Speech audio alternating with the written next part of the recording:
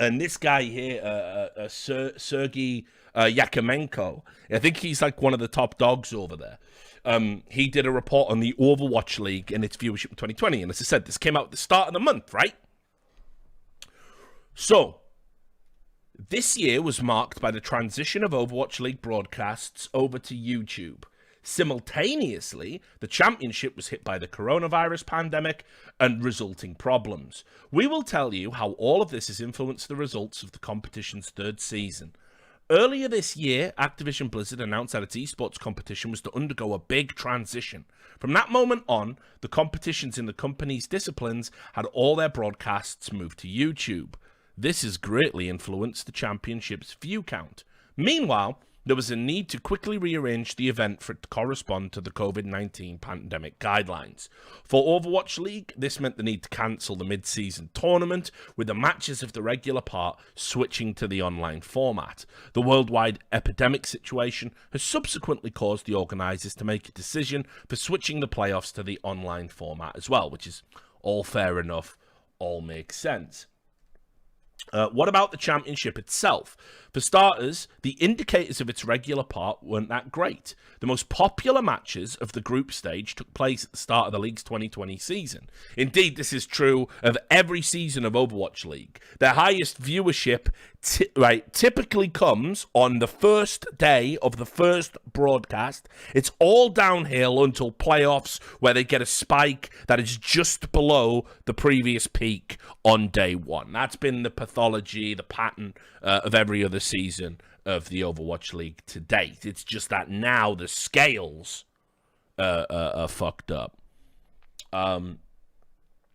Anyway, afterwards, there was a drop in the audience's interest, although there were the occasional standalone surges of interest, like the one at the Philadelphia Fusion versus Paris Eternal match. Overwatch League 2020 gathered 138, that's thousand, not 138. 138,000 peak viewers at the Toronto Defiant versus Paris Eternal match, and a total of 41,000 average viewers overall. 41,000 viewers overall. To put that into context, I mean, if you go and watch like just an average CS LAN, just not even necessarily a big one, like a DreamHack or something, they get pretty close to that, and typically in finals and stuff would go past that. So for a $20 to $30 million investment in a franchise league, 41K, it ain't cutting it. And then it said, however, a situation regarding the results of individual languages is slightly different. For example, New York Excelsior versus a Guangzhou Charge match, with its 15,000 peak viewers, was the most popular one in the case of the Korean broadcast. Meanwhile, the French viewers spent most of their time on the matches of Paris Eternal, and that's while half of the team consists of Korean players. The results are rather disappointing compared to the regular part of last year. Overwatch League 2019 attracted 297,000 peak viewers, which is 215% more than the corresponding indicator of this year's tournament. It's a 215% difference, guys. As for the average viewers indicator, in 2019, it's 295% higher than the one from 2020. Almost 300% difference.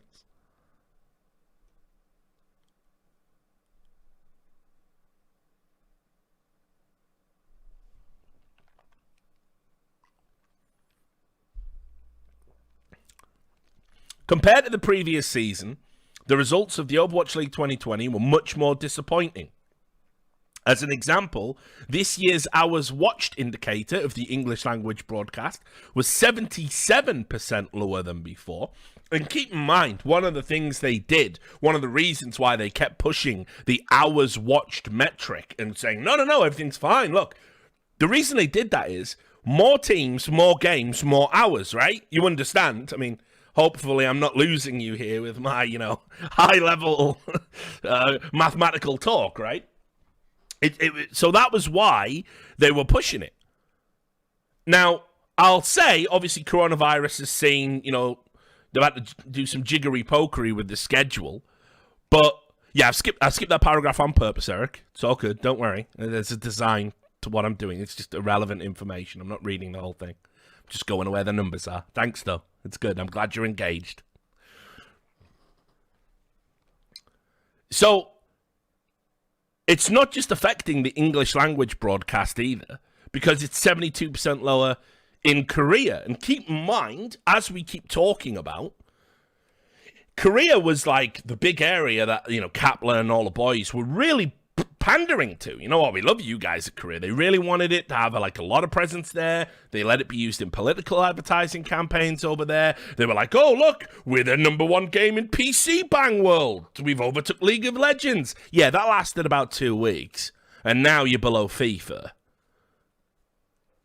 You just haven't had the cultural impact in Korea that you want. People aren't watching the games. And that's despite the fact that the best players and most of the players, even in franchises outside of Korea, are Korean.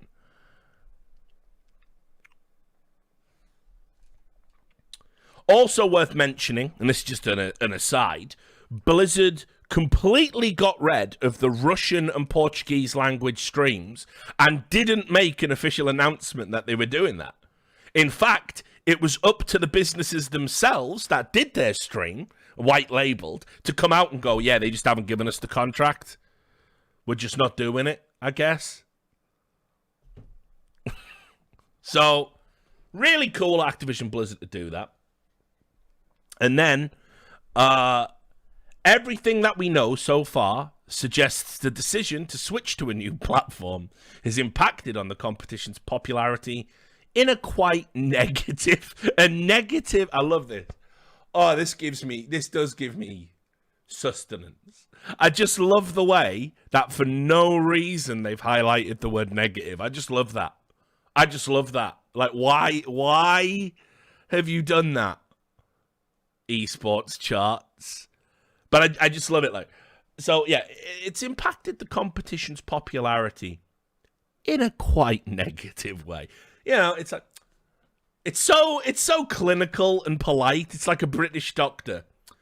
The cancer has ravaged your organs in a quite negative way. Yeah, fucking right it has. Yeah. Unbelievable. Additionally, while the coronavirus pandemic usually enabled the tournament to attract more viewers than usual, in this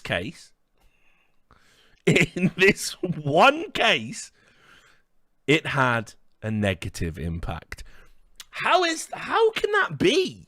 How can it be that coronavirus is leading? Because we're all in lockdown. Here in Britain, we're all in lockdown again. They're even shutting the pubs early. It's serious when they do that. I don't even think they did that during the Blitz, did they? Right? They're shutting down the pubs again. And we all have to sit at home like plebs all day, right? Wearing masks even though we're alone. Households can't mingle. Where I live, it's illegal to have visitors. We just sit here, right? And because of that, we're all just watching shit. We're just watching garbage all day, right? So viewership's up. Counter-Strike, viewership's up.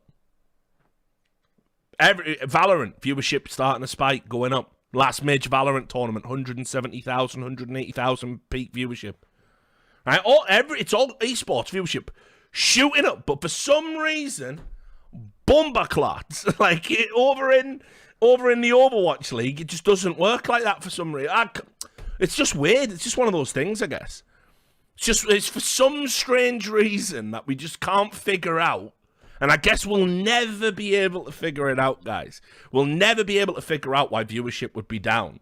Almost as if, by the way, that people were inundated with choice all of a sudden, let's just say, and then maybe some people were like, actually, if I only had to choose one esport, don't get me wrong, I'm gonna love it when it turns out that, Winston has a predilection for gate porn or whatever the fucking next pandering is.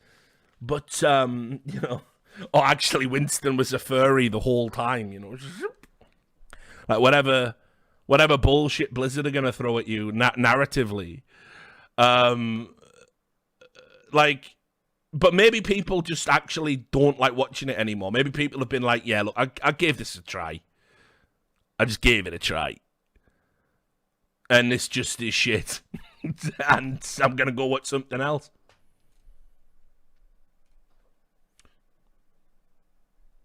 Also, just to add this, right?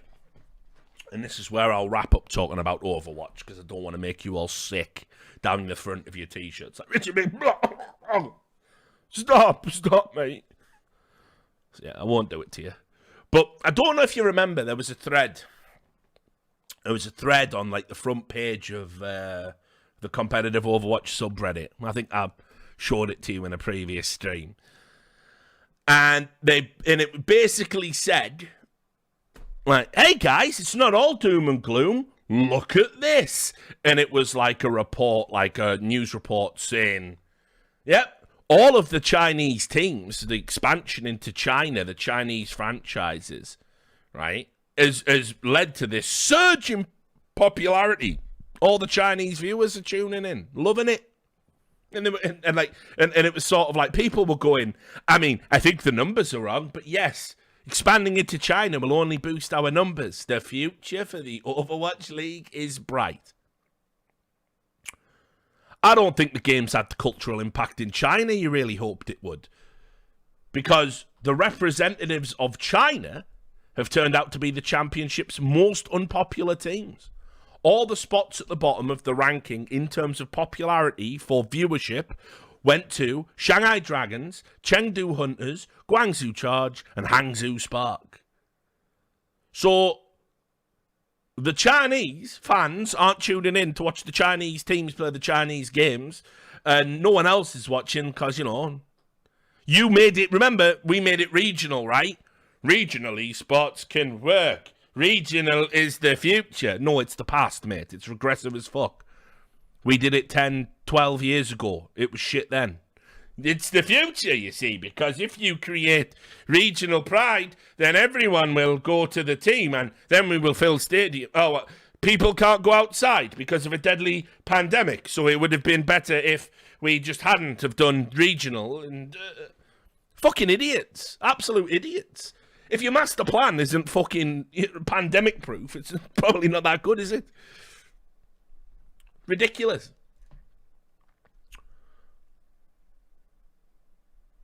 And just think, right? When the playoffs kick off, $4 million worth of prize money up for grabs, and no cunt's gonna watch. It's barely gonna make a ripple. No one gives a shit.